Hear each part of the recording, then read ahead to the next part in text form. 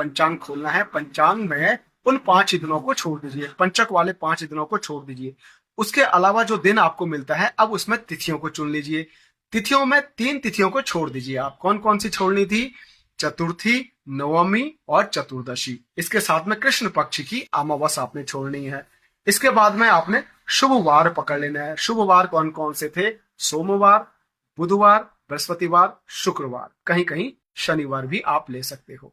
तो दर्शकों, ये सारी चीजों का आपने ध्यान रखना है, लेकिन ये सारी चीजों के साथ आपने वास्तु का ध्यान नहीं रखा तो ये सारे मुहूर्त आपके बेकार हो जाएंगे, ये ध्यान रखिएगा। तो इन विशेष मुहूर्तों का ध्यान रखना पड़ता है दर्शकों, लेकिन देश काल परिस्थिति के अकॉर्डिंग आपको बहुत ज्यादा मुहूर्तों में कार्य नहीं कर पा रहे हो, आपको बहुत जल्दी में कार्य करना है, तो आपने शुभ वार देख लेने हैं और शुभ तिथि देख लेनी है और पंचक को त्याग लेना है। इतना कार्य आप जरूर कीजिएगा। जब भी वहां पर छत में सीमेंट पड़ रहा होगा तो सबसे पहले माल कहां पर पड़ेगा दर्शकों?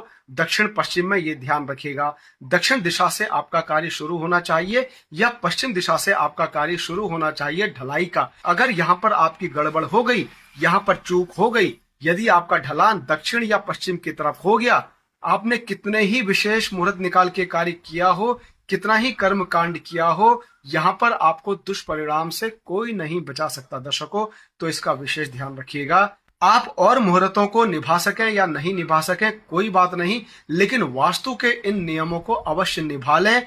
जब भी कार्य की शुरुआत करें, दक्षिण या पश्चिम से शुरुआत करें और पूरे छत की ढलान उत्तर या पूरब की तरफ कर लें। आप बहुत सारे दोषों से बच जाते हैं।